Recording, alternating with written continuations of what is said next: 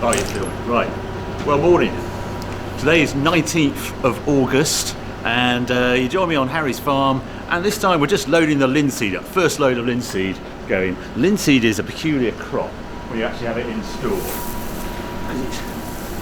It's like water. It just flows, and it's also the most valuable crop on the farm. This is sold at £50 above the oilseed rate price, which puts it at about £370 a tonne. The Manitou holds about 2 tonne a bucket, but I'm not filling it up because I don't want to spill any in the yard, so I'm being particularly careful this time. And you just think a lorry load, 29 tonnes, it's about £10,000 worth of crop, and it's not something you just sort of splash around the yard. So I've got to get on, but I'm just going to quick sweep it up, and then we'll get another load on. We're halfway through loading at the moment.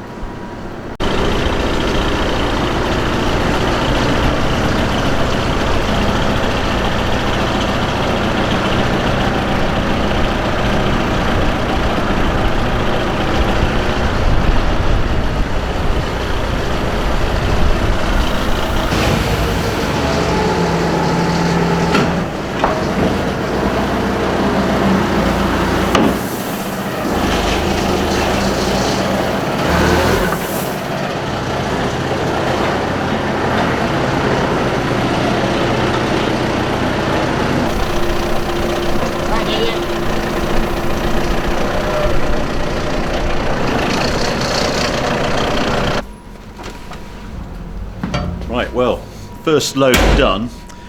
What you do once you've loaded the lorry, you have to fill in this form. It's known as a crop passport, and you put your name and address, you put the crop you've just loaded, how you've treated it in store, etc. Because here in the UK, everything has traceability, is really important to the crop. So this linseed, I keep a record, obviously where it's planted, what's been sprayed on it, what seed we used, timings, etc. And by doing that, everything is then checked by the Red Tractor Assurance. And I have this sheet to prove I am Red Tractor Assurance signed up, and I have a number, and I put that sticker on that sheet. And then when he delivers, the lorry driver delivers it to the end destination, they always have a traceability back to me, and if there's any issues, then they can trace what this crop has been treated with, etc., where the seed came from. I sell this linseed to Premium Crops, and I know they supply a French compounder, so he uses this for animal feed, etc. Well, I couldn't get over from the lorry driver. He's going to France with that load now. He's on a boat, I think from Portsmouth, he said, and over to near Brittany, somewhere in Brittany, is where it's actually going in. So tomorrow it'll be delivered to port. The other thing, from my point of view, I have his details and his ticket that I keep a record of as well, so I know where that crop's gone. It's just amazing, the traceability bit. So right, that's my next bit, is to tidy up this shed, because I've got another load coming on Wednesday. And now I'll give you another little tour around the other side of the grain store.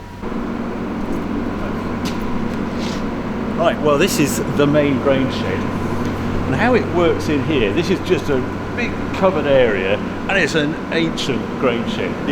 It's not the grain shed I would like at all, but I use it normally just to quickly tip the grain, and then we load lorries straight out of it. We don't try and keep grain here.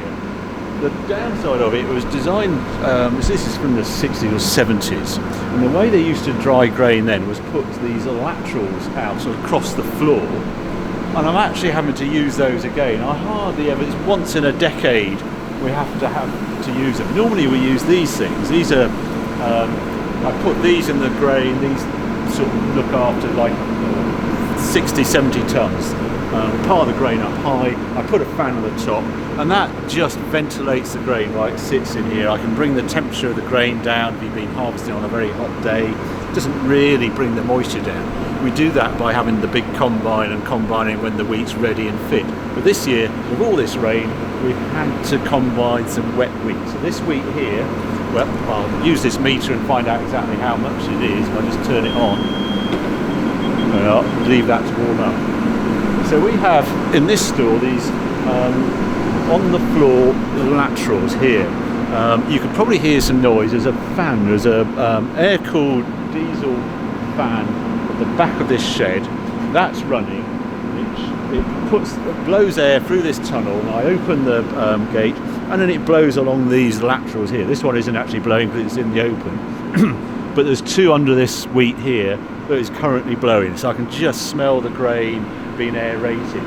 And that's how we'll have to dry this grain. We wait for the humidity to fall and some temperature. You can't do it overnight or anything. You have to wait for the humidity to go below 70% or something, and just keep blowing this for days or weeks. We'll see how long it takes. Then I use this thing. Right, let's see where this is on. This is on wheat. This tells me temperature or moisture.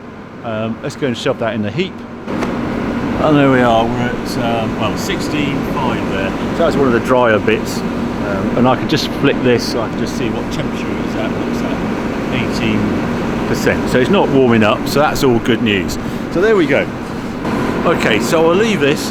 What I'm going to show you now, outside, I'm going to go cultivating while I wait for this weather to cheer up and go all summery again, which is due to do at the end of the week. Okay, well, this is what I'm going to be doing for the next few days, and that's cultivating. This is the carrier cultivator. It's a disc and has this packer. I'll show you in action in the field. It'll make a bit more sense there. But what I do before going down there is let the tyres pressures down. I don't know what they're on. Let's see what we are. Oh, about 18. I reckon I can get down to 15. Now, I do this, what I'm about to do, in the yard, because it's not something you want to do in the field, because what I'm actually doing is unscrewing the valve. If you try and let down a track tyre, it takes a while. And if you lose the valve, you want to be able to blow up the tyre. And if you do it in the middle of the field, that's not a good idea. Oh yeah. I can just watch where the car gets to.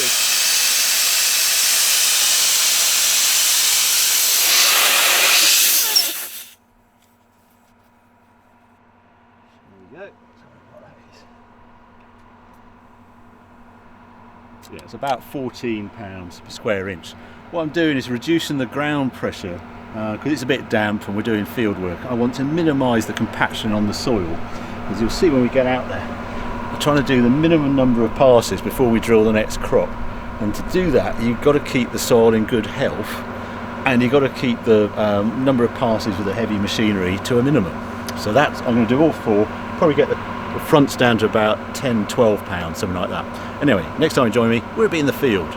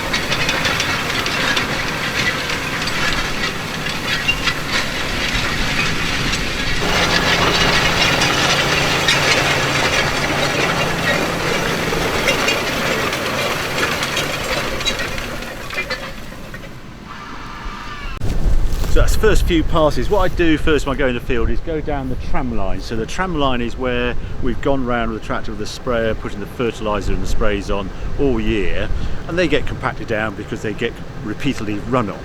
So the first thing I do, I just run round with this just to loosen it up. And what I'm doing, if we sort of head down and look at the soil, what I'm trying to do is just get the soil mixed. So if there's any seeds in it, well, that's a print. Look, we like those. There's an earthworm.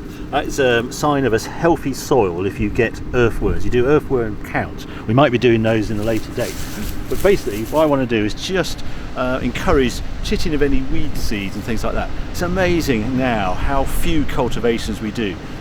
Old days we might have gone in with a plough or something on this field to get rid of all this trash. But we don't do that now. We try and minimise the number of passes. And I like a machine like this, and then you'll see when the drill comes along, when we actually put the next crop in, this is going into linseed, it's a very fancy machine that can work with all this sort of rubbish. It doesn't get blocked up or anything as the old drills used to do, so you don't worry about the trash quite as much as you used to. Anyway, I'm going to crack on with this field. I hope you enjoyed this edition of Harry's Farm. taught you a bit more about what goes on the farm. I'll be putting out some more videos soon, so thanks for watching. Please subscribe and we'll see you soon.